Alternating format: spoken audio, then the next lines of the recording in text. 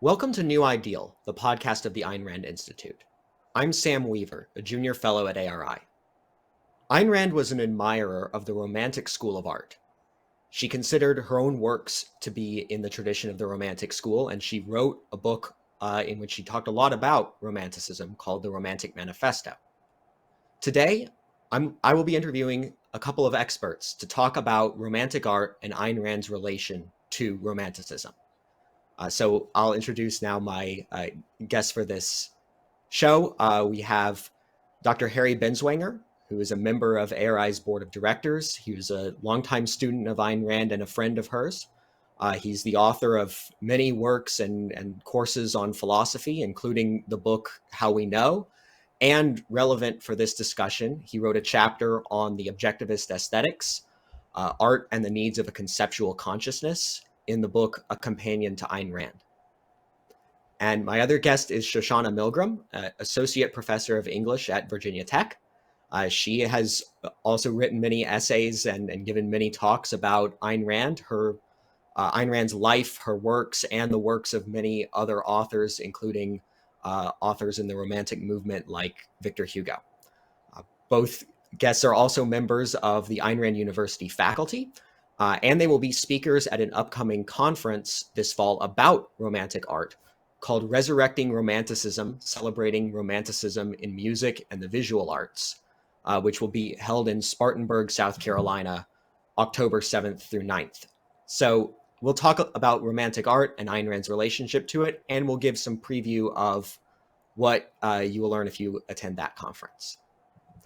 So where I want to begin is by asking about why people should be interested in what Ayn Rand has to say about art and about Romanticism. I'm particularly thinking about people who have enjoyed Ayn Rand's fiction, been inspired by her novels. Why should they be interested in what she had to say about art, what her ideas, her philosophy of art were? How can it benefit those people to learn more about it? Can I answer that one first? Because I have a story to tell.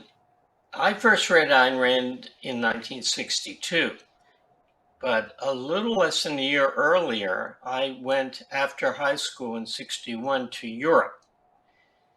I went to the great art museums of Europe, and they went completely over my head.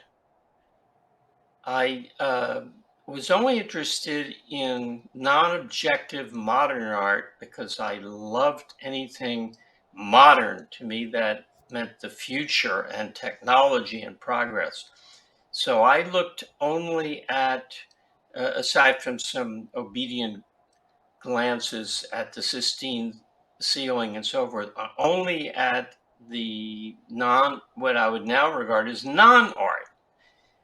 And shortly thereafter, I read Ayn Rand, and I read I heard lectures on her aesthetics, and I understood what art was trying to do and what it meant, and it completely changed my outlook, where now I could appreciate, I'm talking about painting and sculpture.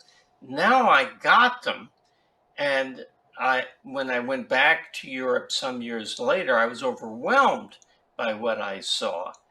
Now, I had matured in the intervening period because I was 16 turning 17 when I went the first time. But understanding what art does and means, it opens the door to an appreciation of the things that don't of themselves bowl you over. Perhaps you could argue I should have been bowled over, but I wasn't.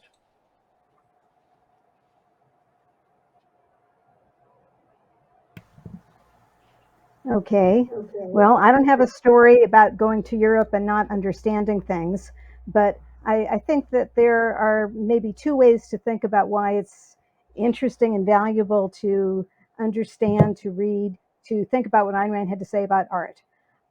For one thing, she uh, does, as Harry was saying, tell us something about what art is as opposed to what it isn't. And this was very interesting to me, not just because I've always loved the arts, and especially the art of literature, but because when I discovered Ayn Rand, I was in college, and I was learning many interesting things about in my classes, but sometimes what I was learning, I would have to re understand or adjust in order to make a connection between what I was learning and what I was seeing. And one very excellent thing about Ayn Rand is that her ideas about art are related to, especially to her own art. And so it was a really good match there. And especially, thing of art in general, the notion that art, it's a cliche that it's not there to teach. Obviously, you do learn many things from art, but you don't learn from art in the way that you learn from the newspaper, from a history book. What is it that you are learning from art? And well, she she explains it better than I do in the Romantic Manifesto, and that was very valuable. What is this? What am I getting from this? It's not a window on the past. It's not information about history. It's not sociology. It's not even psychology as such, but it serves the needs of consciousness, and it's a creation. So that was very valuable. And then she also had her own explanation, definition of the essence of romantic art, and that was interesting to me. I was learning about romantic literature, more literature than the other arts. And one of the things was very clear was that people seemed to be defining romanticism in terms of what it wasn't. And I found it very useful that she understood that historical context of romanticism versus classicism, or romanticism versus naturalism, but she also got to a philosophical essence of what it was and not simply what it wasn't. And given that what she thought it was about romantic art, it's based on the premise that human beings have the faculty of volition. What's more important than that? Well, it related romantic art to the most important thing about being human. So art wasn't simply entertainment. Well, it is entertainment, but it wasn't simply a side issue or what you do when you're not engaged in your life, but it was about the essence of life. So, well, for me, that was very meaningful. And I think that even without the arts or literature being your profession, that's a good perspective to have in terms of what you can enjoy and what you can look for when you are fortunate enough to be exploring and enjoying and appreciating and appraising a work of art. So that's and in I guess you could say that a side issue, or maybe it's not such a side issue, but since she was herself the greatest of literary artists, knowing what she had to say about what art is and what romanticism is, these help you get even more out of her own work,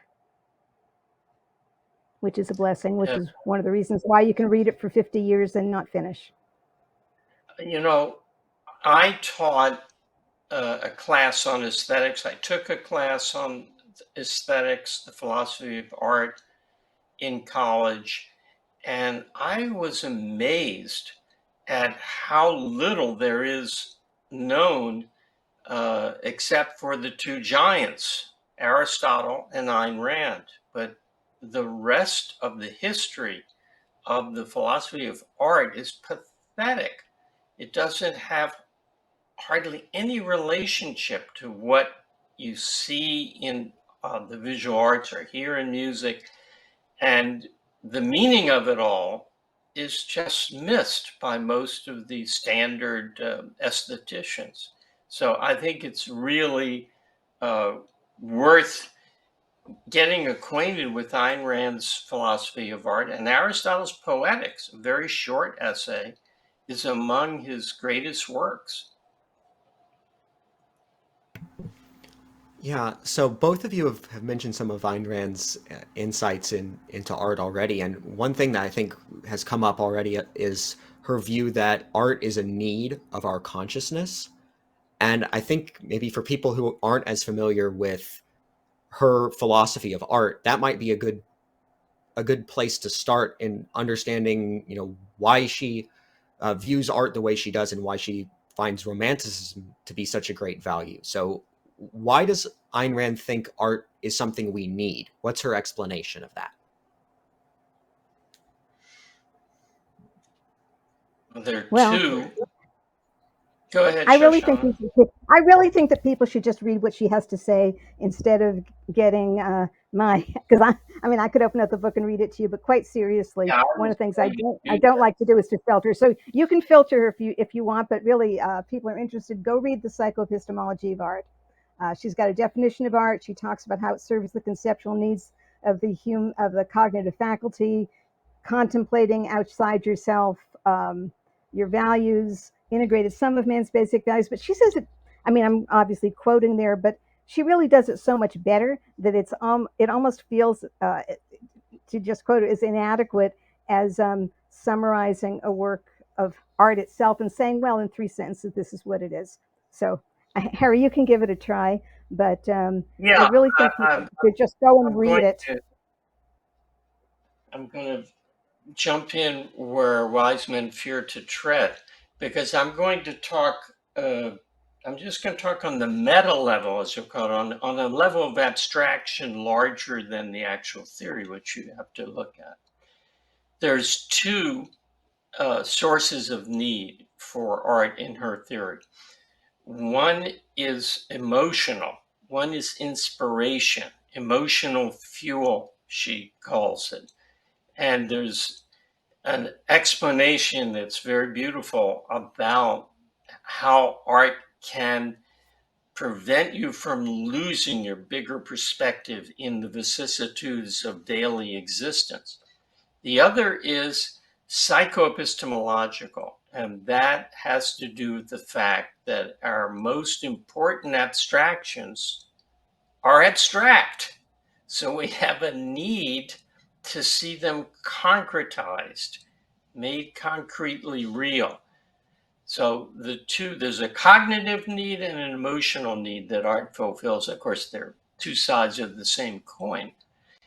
And read the psychoepistemology of art, and the goal of my writing for in the Romantic Manifesto for the perfect expression of these ideas. Okay, well, So, you're certainly right about those two, but she says it so much better and so powerfully. And I'm sorry, Harry. You know, you gave us the headings, and that's important, and What an saying that there insult. are types. What an insult. Okay. I'm not as eloquent as Ayn Rand. Wow. Oh, You okay. can put that All on right. my tombstone. Not He was not Yeah. as eloquent as Ayn Rand.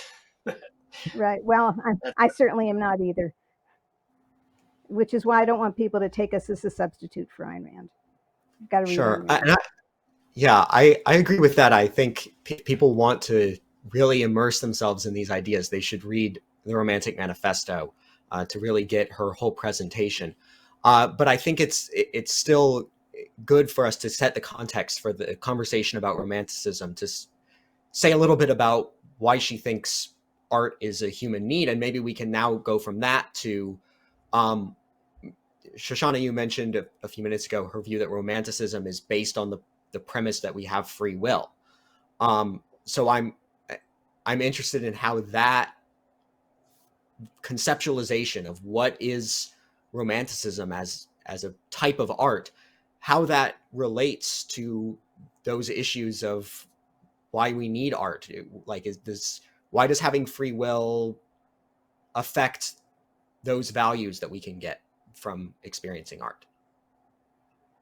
Right. Well, because as Harry was saying, it's a condensed version of a view of life, and the romantic art gives you a picture of life in which people can choose their values, pursue their values, achieve their values, or make choices that defeat or betray their possibilities of achieving their values.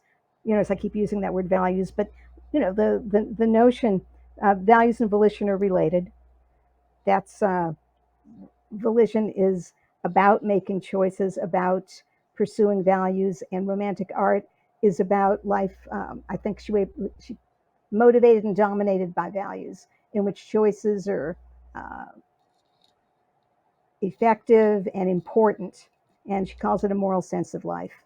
Well, that uh, depends one's what a particular work of art will present will depend on what the artist sees as a moral view of life. But all romantic artists are, in Ayn Rand's sense, are concerned with big subjects. Where sometimes people talk about as big game, and that's a very powerful idea.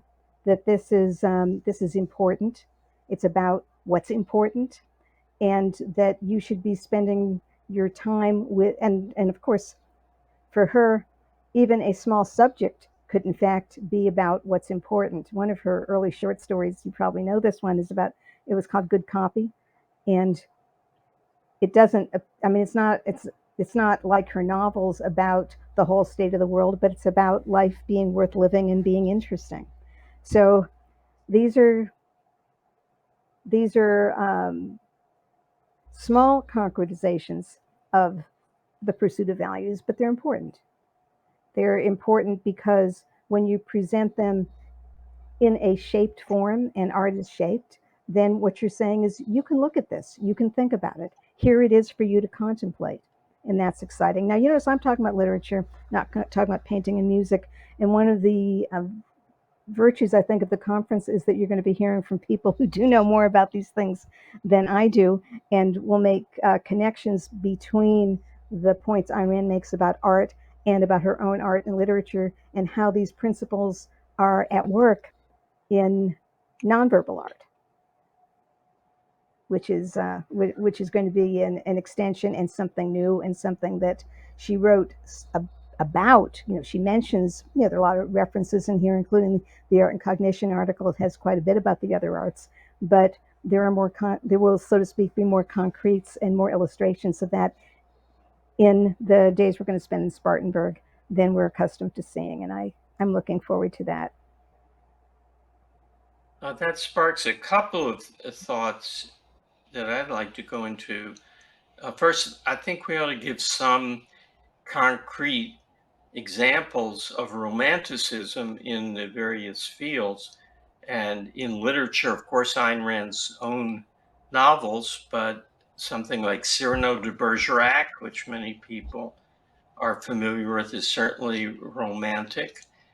And I think the Terence Rattigan plays, which connects with the second thought I wanted to make, are basically romantic. The Winslow Boy is certainly romantic. I was just looking at the Browning version before this talk, because you said even a small subject can be treated in a big way, and that is a tremendous example. It's a little narrow study of one teacher who has an important event occur in his own life, more or less inside his own head, but in relation to a student. It's very dramatic, but the big subject is repression and values, the role of values, the role of communication to another young mind for a teacher. The little subject is a British Greek scholar in a secondary school in England who has a long series of failures, but has one success in the climax that redeems everything. So it can be it doesn't have to be a man going on strike to change the philosophy of the world. It can be a little vignette that illustrates a great principle. Music, I think, very clear what is romantic, and there's a period stemming from late Beethoven through Rachmaninoff, maybe Prokofiev, early Prokofiev. And if you think of Tchaikovsky, Rachmaninoff, Chopin, Brahms, that kind of grand, emotional, sweeping, lyrical, personal, and yet large themed music, as opposed to, say, Baroque music, which I don't care for. Some people really like it, but it moves within a narrow square according to principles of almost classical, following the rules kind of music. And the Romantic era in music was a rebellion against that, and it broke all the conventions and created new forms. Or in architecture, I would call Frank Lloyd Wright's architecture romantic and contrast that to what came before, classical or Victorian, or what Romanesque in particular is very rigid and stolid. So it's an emphasis on emotionality, color, drama, excitement, which means values and value conflicts, darks and lights, whether it's visual or in the events of a story or in music. Big contrast to illustrate the important things in life, that there are things that are important and sacred in life. That's what Romanticism is about, as opposed to the conventional, the small scale, the humdrum of some art. The movie Marty. What do you want to do tonight, Marty? I don't know. What do you want to do tonight? And that movie has some value, but it shows characters motivated by feelings they don't know the source of. In romantic literature, as Tora Buckman pointed out, the characters act consciously. They act, free will is the choice to be conscious, and they take control of their lives. They have purposes. They do things for reasons, as opposed to naturalistic or so-called realistic literature, in which people are moved by urges they can't explain and that they aren't in control of, and they find themselves doing things they wish they weren't doing. That's the polar opposite of the romantic spirit. And it comes I down think to that's free will. Sure. Well, I think that's a really good set of examples. And I'm really glad you mentioned the Browning version, because along with Cyrano de Bergerac, they're very different plays. But what you have with both of them is a kind of pride and self assertion. And I know who I am, and I know what I did. And of course, Crocker Harris, he doesn't have the swagger of Cyrano, but what he does have, he reaches his epiphany, he understands Taplo's reaction to him, and he talks to him about the Browning version, the translation that he did, and that is more meaningful to him than the way that his wife has been betraying him and diminishing him. And well, you remember how it works out. He makes a statement, he makes a decision, and he says maybe an anticlimax would not be such a bad thing. And of course, it's not an anticlimax after all, right? But he's going to give that speech, and and in Cyrano also, he admits that in certain existential ways he's not triumphed, but that spiritually he has. So it's a weird thing that the two of them are in a certain sense closer than you might think. You probably wouldn't imagine using the same actors to play both parts, and yet part of the drama of the Browning version is that this man right in front of us, rises to certain heights, and uh, well, art is in a way. The thing itself is what you're experiencing, the painting right in front of you, the music as the minutes are going by, the play as the minutes are, and every page in the book, and it's the experience as opposed to the summary, so you get to live it. And that's what's exciting. I'm really glad you mentioned the Browning version, because it is true that it's about repression, but it's fundamentally also about self-respect, and his reclaiming what his values were. And he was a great classical scholar, And that's why this mattered to him, even though he wasn't as popular with the students as the athletics guy. But he knew what he wanted to teach. And he did not fail as thoroughly as his wife might think.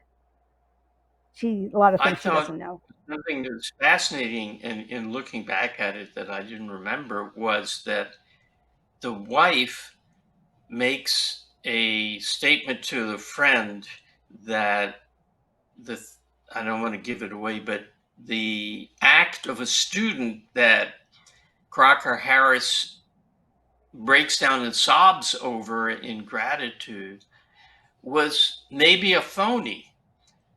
And she's going to tell her husband that oh, he's just doing that so you won't think badly of him for his doing an imitation of you, which you might hear about. So she's trying to take it away from him. And the friend says, I'm through with you, who she's having an affair with, actually.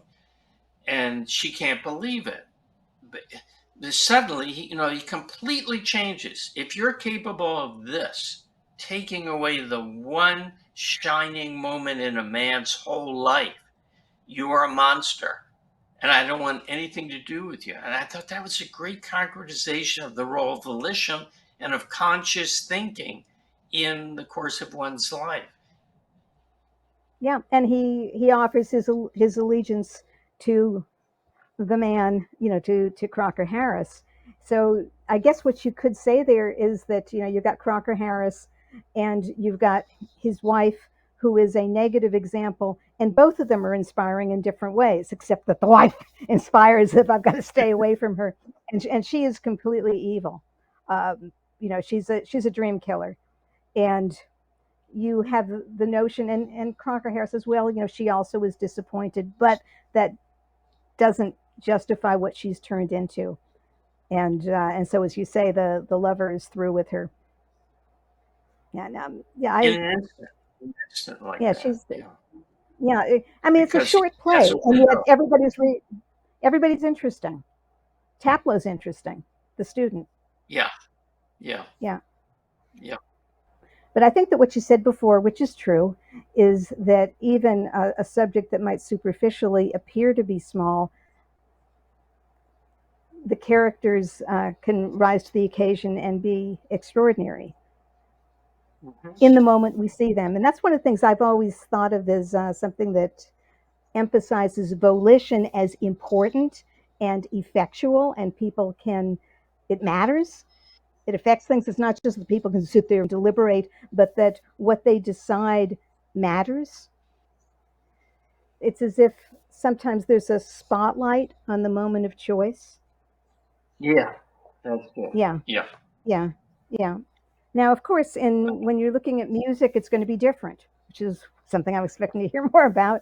And with art and painting, sculpture, it's going to be different. We don't have a story in the same sense. We don't have language always to help us. But one thing that was interesting, I guess we haven't told you that the reason I got invited to go along on this adventure, even though it's about the visual arts and about music, which are not my fields at all. But David Barry's opera is based on an O. Henry story, and O. Henry's one of my people, and he was one of Ayn Rand's people. And Ayn Rand even said that he's very expressive of the spirit of Romanticism. And let me see, I think I've even got that. She said that, I'm quoting here, philosophically, Romanticism is a crusade to glorify man's existence. Psychologically, is experienced simply as the desire to make life interesting. By the way, I like that. That sounds simple, but yeah, life is interesting. You don't have to make it interesting, but to show how it's interesting. And then she says, this desire is the root and motor of romantic imagination. I'm still quoting. Its greatest example in popular literature is our man O. Henry, whose unique characteristic is the pyrotechnical virtuosity of an inexhaustible imagination, projecting the gaiety of a benevolent, almost childlike sense of life. And she says he represents the spirit of youth, the expectation of finding something wonderful around all of life's corners. Well, there's That's an O. what I Henry remember. story, and the operetta is based on that. And it's going to be my job to talk about it before we see it without spoiling everything. Just saying. Now, of course, O. Henry's good enough that even after you've read him many times, you are not completely spoiled because you've still got, the writing and the characterization. And he's a clever writer, and a lot of the words come from O. Henry. And so I'm going to, I'll talk about O. Henry, and then we'll see this musical rendition with real people singing the parts. It's a very interesting story. I think I got a look at it was originally published in Collier's, and I found something in the story that's related to the conference that I haven't even told the organizers about. I'll reveal it when we get there. Um, but the story is worth your time, and it's certainly worth being rendered in music. I think that'll be fun. I couldn't have done it, but I'm certainly happy to have other people do it for me. You ought to give Sam a chance to ask a question. Oh, sorry. Well, I really enjoyed hearing about all these examples because I think you're bringing out a lot of like the things that you notice in works of art that are present distinctively in romantic art. But what I think I'd be curious to hear your thoughts about now is, so romanticism is often talked about as a movement or a period in the history of art. It's something that like is people see it as it came about at a certain point in time, and I'm curious what your thoughts or what you could share from Ayn Rand's insights into this about where did romanticism come from? Like, what made it possible for it to come to be? And why did it come about at this particular time, like around the beginning of the 19th century, as opposed to any other time in history? Well, you can. I think that one of the things that Ayn Rand says is that it's obviously related to some particular individuals. It's related to the Enlightenment. It's related to freedom. It's related to those revolutions, and that a lot of the people who were romantics, and the movements are somewhat different in the different fields, but they didn't necessarily know what the essence was of what they were doing. And that's often the case with not just with artistic movements, but with political movements and other kinds of movements. And one of the things I love about what she did is that she said, well, this is what really was going on, whether or not the artist knew it. And you can even see how there could be some confusion, because if an artist who is individualistic in spirit is celebrating individualism, the artist could think of it as, well, I'm doing my own thing, non-conforming, rebelling, unconventional, and so on. But if what that artist is someone who is interested in the individual soul and the drama of the soul, and, well, Victor Hugo, right, he talks about the tempest in the skull, it's going to be related to volition, even if he would not have articulated it that way. I think that's pretty fair to say that often artists aren't able to express the essence of what they're doing as well as Ayn Rand could. So I think that's why I'm actually more grateful that she said what she did, because when I go back and I say, oh, right, well, actually, it's not surprising to see that well, among other things, sometimes it's associated with emotions. Well, there can be bad emotions. There can be emotions that are based on the mob and doing what everybody else is doing and looking right and left and taking a poll and so on. But in fact, if celebration of the personal, not that far from the idea of, well, it's my soul and it's my mind and it's my choice. So it can come back to that.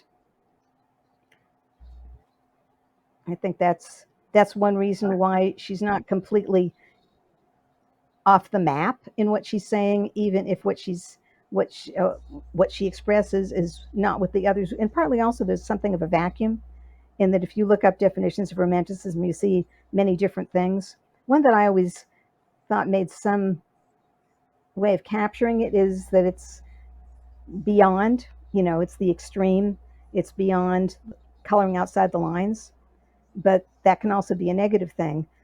On the other hand, if I think it's fair to say that if you're exercising volition, you're not going to be trying on purpose to take a poll and do what everybody else is doing. That's probably not what your individual independent choice on the basis of your values would be. So that's why the romantics, whatever they thought they were doing, often ended up doing what she said, celebrating choices and making life interesting and exciting. Let me give you a philosopher's perspective. Volition is reason. Reason is the faculty that's volitional, and volition is the choice to exercise reason. Okay.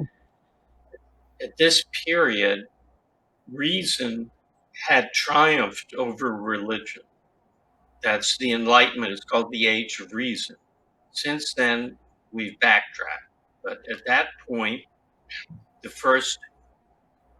all the shackles are being broken. The first atheists, avowed atheists, came to light, some of the philosophes in France. And John Locke was pretty agnostic about religion and said, even if you believe, it's your mind that has to decide to believe, which I think is a wonderful point. So reason is a faculty of the individual. It just is, and you can't deny that. So along with celebrating reason and being convinced that you don't have to bow your head and wait for the revelation, comes an emphasis on individuality. And it's often said that Napoleon was the first worshipped individual as a genius, but we get the idea of the individual man who stands alone and is a genius and is his own truth, so to speak. That's essential to Romanticism. So Ibsen, an enemy of the people, and many other, High Noon, to go way forward. But this idea of Howard Rourke is the great expression of it. The person who stays true to his own mind's judgment in the face of tremendous social pressure is something that would be inconceivable earlier. Even the Greeks, who had great heroes, it wasn't an issue of the individual versus the state or the society, forget the state, other people. It was more the individual versus fate or the gods. Incidentally, you asked about, is it a historical period? Ayn Rand said that you couldn't call the Greek sculptures romantic. It would be anachronistic. And also in content, they were not individualized enough. So if you look at, say, Michelangelo's sculpture, they're particular people. Some of them are him that he puts into his sculptures. But they are individualized, and that's one of the movements of the Renaissance away from the medieval worldview, is that the individual comes to fore, and with the individual comes the choice of values guided by his own spirit, his own mind. That came about by the liberation of reason from mysticism, and that's what began under Thomas Aquinas when they recovered the Aristotelian manuscripts, and he synthesized it with Christianity. But it really reaches its flowering in what's known as the Age of Reason, which is the Enlightenment, which is the period just before and leading into these great romantic artists that we celebrate, because you have to have the philosophical work done by the philosophers before the artists can grow up with that in their soul and be individualistic and romantic in their own expression. What's very interesting to me is how it changes as philosophy becomes pessimistic in the 1800s. A little later, the romantic art becomes negative. It's still romantic, but it becomes tragic. So we have the Sturm und Drang movement in German Romanticism. We have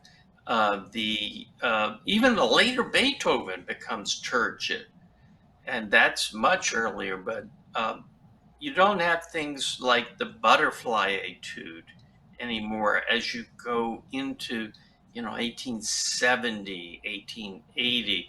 It generally, in the music, it gets more wrought up and malevolent, and so does the painting. Well, it goes in two directions. It goes to the what's that word? Frou-frou, sentimental. It becomes sentimental and lightweight, which is no longer romanticism, and it becomes negative and grotesque in the other direction, which is leaving romanticism. So it's philosophy. Okay, what you say is it's certainly true that volition itself is about reason. The reason I was uncomfortable in associating that per se with romanticism is that I was thinking of some of the romantic poets, British romantic poets, who were unfortunately, well, yeah, explicitly have a dichotomy and reasons on the wrong side, but they don't understand. They've got a notion of reason that isn't actually about thinking, but it's cold. We murdered to dissect and that sort of thing. So I think they would be pretty uncomfortable if you called it what they're doing reason. On the other hand, they could individualism. They could accept my life, my choices. It's mine. And they would not have thought of emotionalism as being this with mysticism. So, but again, that's part of why we need philosophy, because philosophy gets you out of traps like that, out of thinking the that reason in order to emotion be, dichotomy. yeah, I mean, yeah, it goes right up to Man of La Mancha. Is all about, well, you can be sane and rational and boring, or you can be gloriously romantic and insane, and that's the choice: ideals versus actual truth. And it's all over art, that reason emotion dichotomy. But in fact, philosophically, it's reason unleashed that leads to the emotionality. It's the rational people who have the strong emotions. I mean, irrational people yes. can too, but it's people who think and who are aware that have the strong emotions, not the people, not Joe Sixpack. Right. Well, because they're in contact with reality, and as opposed to a splintered reality that's going to let them down. Yeah, that's certainly true. And unfortunately, some of the romantic artists didn't know that. Oh boy, yes. Yeah, really didn't know that. And, yeah, we murdered to dissect is Coleridge, right? Or is it Wordsworth? Wordsworth, I think. I think it's That's where Wordsworth. the yeah. Yeah, Wordsworth. Coleridge was an admirer of the Middle Ages, and all the poets had that. Byron, of course, is famous for the Byronic universe, the malevolent universe. Struggle and fail, but at least you struggle. But there are exceptions. There are those who don't make a dichotomy. Few. Oh, So the or did you want to? Yeah, I was just going to comment on something. Ayn Rand used to say, that Pushkin was a great poet, though untranslatable. And I'm sure you know this, but one interesting thing is that there's an opera based on Onegin, but the opera, even though it's using the same storyline, it's in a different spirit. And one of the one of the songs that's going to be performed is Yansky's aria from that. And what's interesting, well, to me, it's interesting that that the musical version of it is actually romantic, but in the Russian context, after that scene, kind of the narrator says something on the order of, "We've had enough of that kind of romanticism." In other words, undercutting it. So I thought it's sort of interesting that when you have the musical version, you have Tchaikovsky finding in it something that he could present as romantic, which is not the way that Pushkin wrote it. I guess maybe you don't know the opera, but it's good music. I think it's very good. It's good music, but you wouldn't necessarily expect a poem and the opera to be the same, as we know from some of the Hugo plays that got turned into operas. Anyway, that's it. I just was thinking about the way that romanticism can mean different things and can be undercut or celebrated. Yeah, she wrote that article, Bootleg Romanticism, Yes. about the self-apologetic, tongue-in-cheek romanticists, like in James Bond in the later James Bond, well, later, after the first or second one, it became campy because maybe because they were embarrassed to be actually presenting a hero, a glamorous hero. Yeah, that sounds related to one of the common criticisms that some people make against romanticism, which in short is life isn't really like that, right? It's unrealistic. It's escapist art, uh, and for that reason, they're critical of it. What would you say in response to that kind of criticism of romanticism? I think Ayn Rand had the right line. Whose life isn't like that? If your life isn't like that in principle, then you're not living it. Now, I say in Yeah. principle, you're not going to go out and slay dragons or something, but you slay the metaphorical dragons of the things that are holding you back. Yeah. I think that's one of the printable things you could say is speak for yourself. Your life's not like that. I'm sure you remember one of someone said, that's sort of what happens in your books. Those things don't really happen. And she says, tell them for me that it happened in the Fountainhead. In her world, that's what happens. What Mike Berliner had, I thought, a lovely article about Ayn Rand and operetta and the music, and he talked about, people might say it's escapism. He's actually Ayn Rand it was an escape to reality, because there was the reality of what that music represented as opposed to what she saw around her in Petersburg. So you could even say that escape is sort of a derogatory term, but in fact, if you were a prisoner, wouldn't you want to escape? I mean, if you if there are circumstances around you that are not of your choice, you want a world of your choice. And art is a virtual world of your choice, and that's the way things really are. So Yeah, but it comes back yeah, to the faculty of volition, right? That yes, right, if you're in charge of your life, make it what you want to be. Don't Yes. don't don't say, well, life isn't like that. And romantic art inspires you. It shows you what you can achieve, even if you scale it down, because you're not going to be a genius like John Galt or Howard Roark. But in the battles that you are fighting to do what it is you want to do and not what you're supposed to do, it's the same struggle.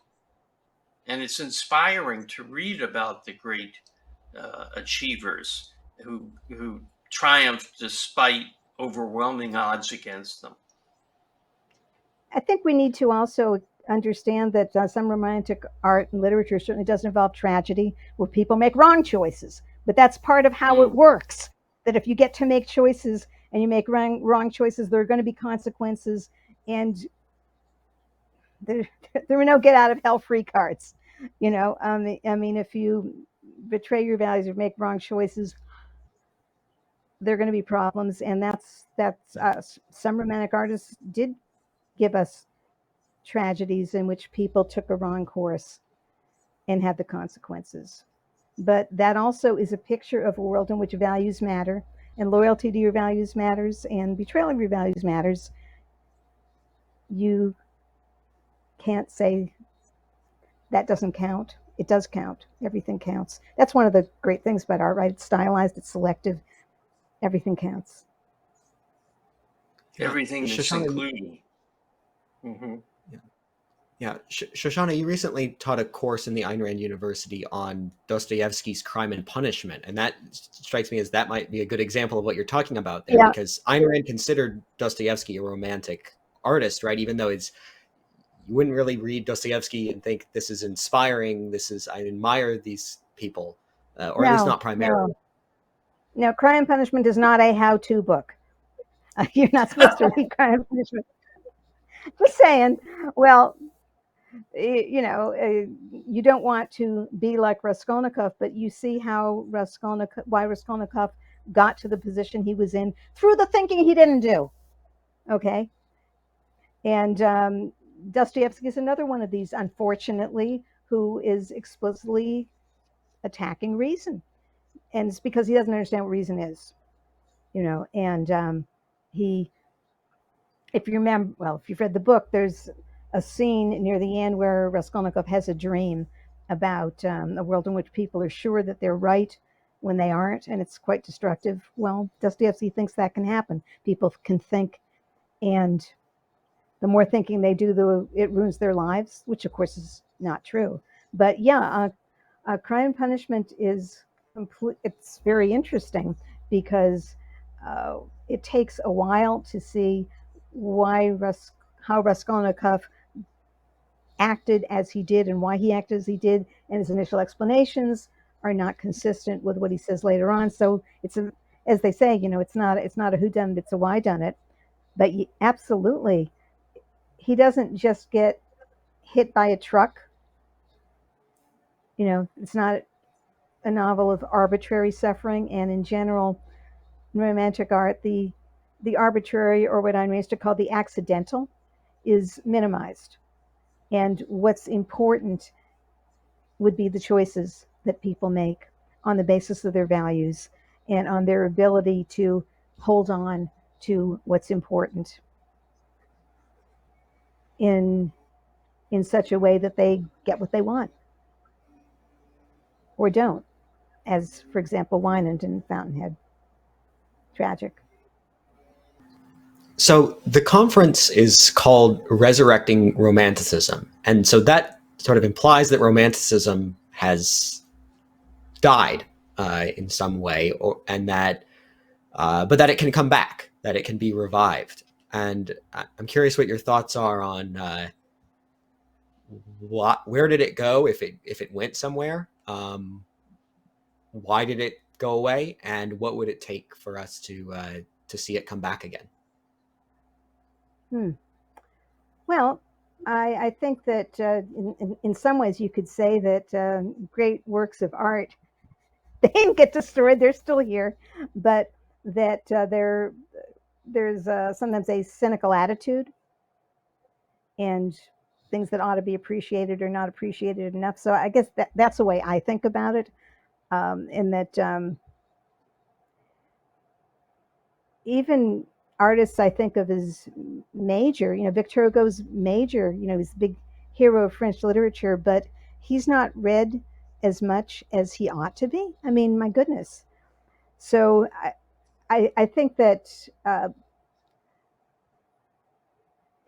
you could look at it both from the standpoint of production and consumption, and was isn't a, would an artist want to do something unironic and heroic, or be concerned that it would be necessary to apologize for it, like bootleg romanticism. But I guess because works of art, their reputations go up and down, but they themselves are not gone. I never really give up. So I don't think of romanticism as dead. I think that the title, New romanticism is that the old things are there, but there's damn little new romantic art, and it's not, even when it exists, it's small scale, not grand scale.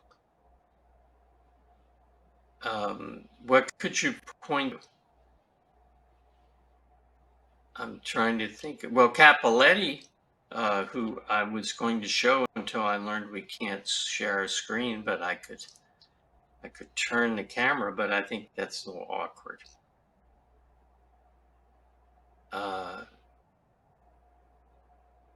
Music, I don't know of any romantic music after Rachmaninoff and the show music, but that's only a little. About after 1969, there's not much in the way of music even in the theater, musical theater.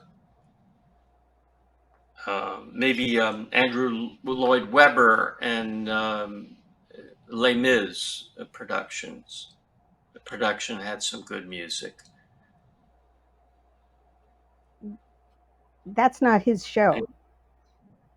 Yeah, he's no. Yeah. I said Andrew Lloyd Webber and the guys who did Les Mis. I don't know who they're there. I'm not a big fan of Les Mis, but other people know music better than I are. So I'm willing to bring them in. And I don't think Andrew Lloyd Webber is on the scale of Richard Rodgers or Cole Porter, but it's tuneful.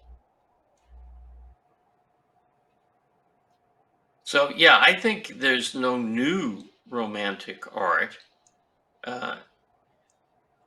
And what will it take to bring it back?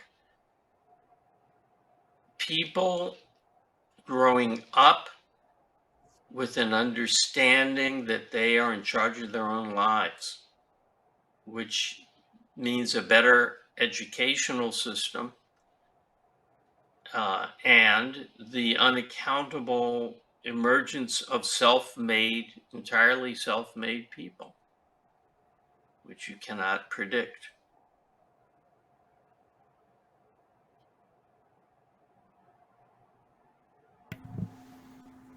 It's come up, I think, in this conversation some that, so Ayn Rand has her definition of romanticism as the art that is based on the free will premise.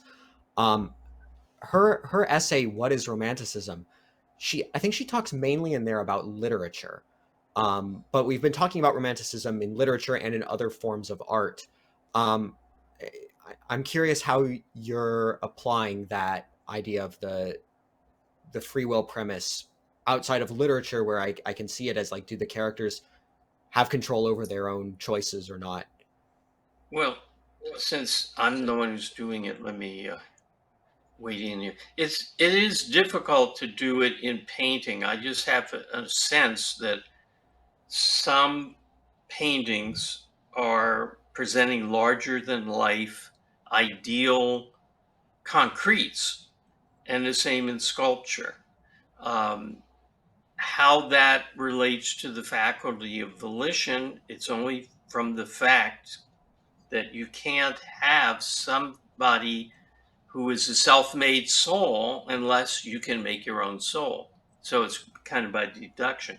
In music, I think it's generally, so applying romanticism to painting is a little vexed, okay? The visual arts. But in music, there's a romantic period of music, and it's generally accepted as such. And it's characterized by a sense of freedom, a sense of large emotional content, not just an architectonic arrangement of intellectually satisfying relationships of notes. So freedom is evident in the Romantic composers. Now here's the paradox. Ayn Rand regarded Beethoven as deterministic, as fatalistic. And yet certainly Beethoven, well, I shouldn't say certainly. Conventionally, Beethoven is taken as romantic. And I myself don't know whether to regard him as romantic. I don't take a position on that. And I don't hear a lot of fatalism in Beethoven's music. But she did, and she was a smart cookie. With I think music, he isn't did. there all... Didn't he say that, the da da da da is fate? I think he did endorse some kind of fatalism, but I'm not an expert on him at all. Yeah, but that doesn't sort of count. I mean, Victor Hugo used to No, talk about, yeah, yeah. Anon Kay in Notre Dame, remember? Which didn't mean that he actually thought that fate was in charge. Just saying. You remember Oh that? It's in yeah, Notre Dame. Anna Yeah, K is the the thing, Anon is Kay, the right? theme of it. Yeah, Yeah, fate. Yeah, ridiculous. Yeah. So With because music, people had a wrong view of free will, because they had a wrong view of reason, because they had an inadequate view of concepts, they could think that free will meant something very different from what it actually means. So what it actually means is the ability to take charge of your mind and focus on reality and focus on your values. But it was taken to be the ability to act arbitrarily. And it's easy to, if that's your view of free will, it's easy to say, well, I'm a determinist then, because I don't think things happen arbitrarily either in my life or in the world.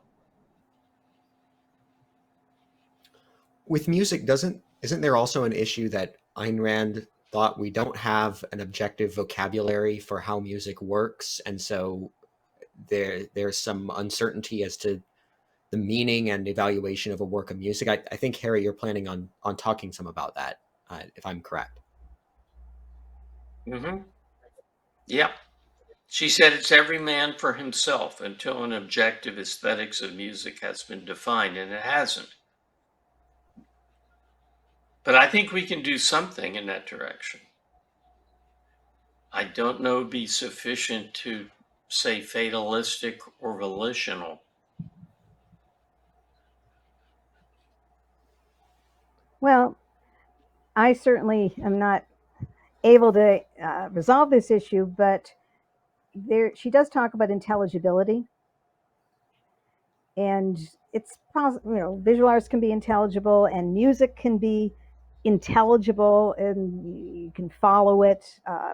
You see where the cadences are coming, and that has to do with encouraging the use of the active mind.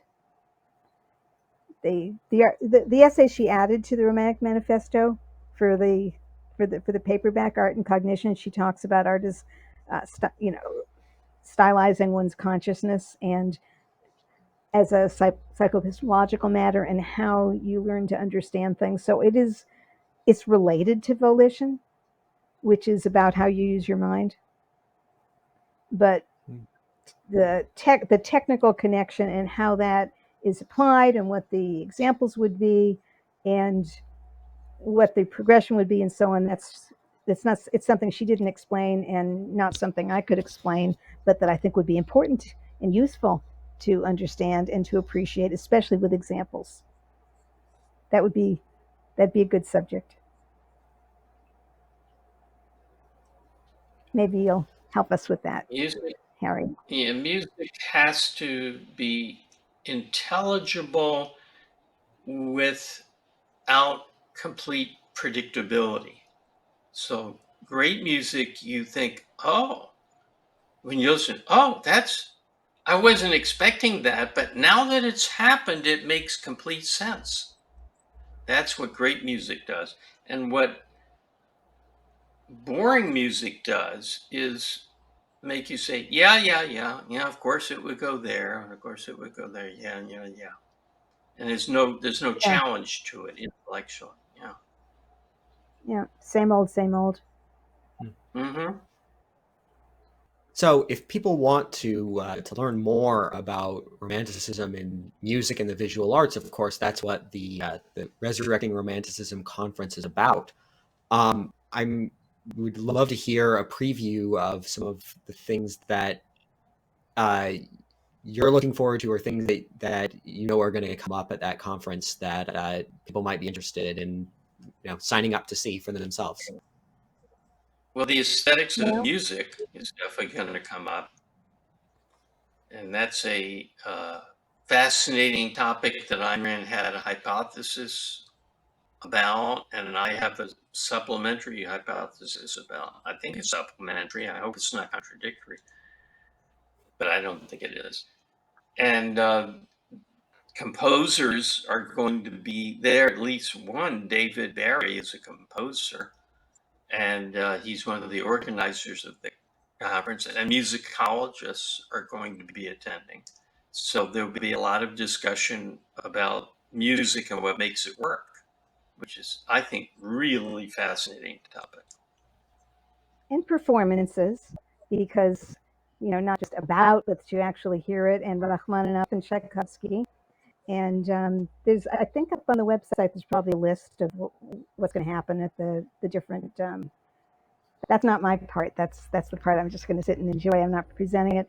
And Sandra Shaw is going to be talking about sculpture, and Diane Durante, who does paint, is going to be analyzing paintings, and mostly it's a combination of our actually being able to experience these things and hearing about them from people who have looked at them more times than we have, and with both a technical and a historical perspective.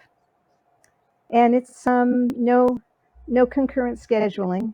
You don't have to choose between this and that when you go, and it'll be immersive. And we'll be at a university. It's over Columbus Day weekend, because that's when the students aren't there. So we'll have the university in a lovely concert hall. It's the 7th, 8th, and 9th, and pretty full days. But did you put the link to the website up? Yeah, so here's the link to the website. It's ethospg.com. You can register for the conference on that site. So if you're interested in learning more about Romanticism and music and the visual arts, this is a great opportunity that's coming up October 7th through 9th in Spartanburg, South Carolina. So you can see the link on your screen or in the description. It is ethospg.com. I'm all out of questions for today, but if you have any final thoughts on Romanticism or any of the issues we've discussed, I'd love to hear them.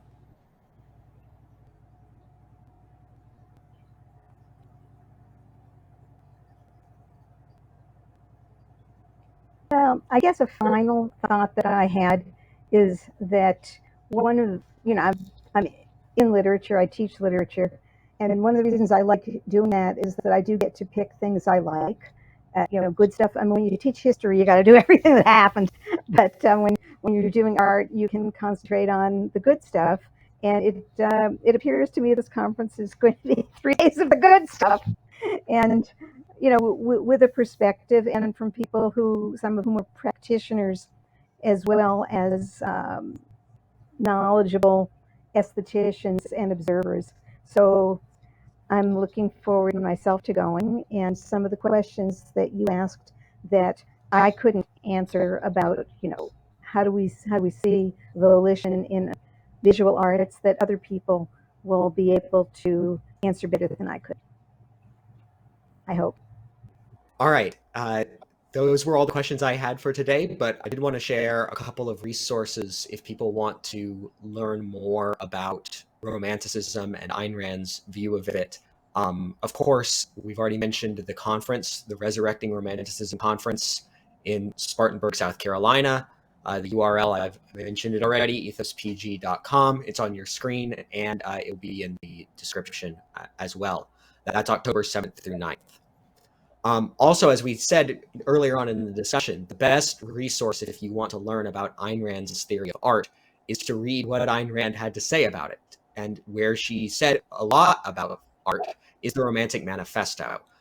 So this is her book. This covers all sorts of issues in art. It gives her theory of art, why it matters, why we need it, what it does for us, along with a number of other different issues. So that's really, really well worth reading if you want to understand her theory and appreciate art more yourself. Also, if you want to go even deeper on her theory of art, if you've read her works and you want to read kind of a scholarly presentation of them, Dr. Binswanger has written an article or a chapter in the companion to Ayn Rand on the objectivist aesthetics. This is a scholarly resource where you can really, learn, go deep into the issues and the theory of art that Ayn Rand came up with. And Tora Beckman has an article in there on Romanticism. Yes, that's true. Also, Yeah. The next chapter is by Tora Beckman, and it's a chapter that's on Romanticism. So in that book, you have two great resources on art. So thanks for joining us. We will be back next week with another episode on another topic. If you have any comments, feedback, questions about this topic or ideas for other New Ideal episodes, you can email us at newideal@aynrand.org. We read all of your messages and we respond to many of them. If you enjoyed this podcast, we appreciate it if you would subscribe to our channel on YouTube. That will enable you to get more of our content. And if you click the bell icon, you'll get notified whenever we post any new videos or go live. Also, liking and commenting on the episode always helps with the algorithm. And if you like what you saw and want other people to see it, we appreciate it if you share it on your social media as well. Whether that's Facebook or wherever else you share links. Thank you all again for watching, and thank you very much to Harry and Shoshana for joining me today for this conversation. I really enjoyed talking with you, and hope you have a great day.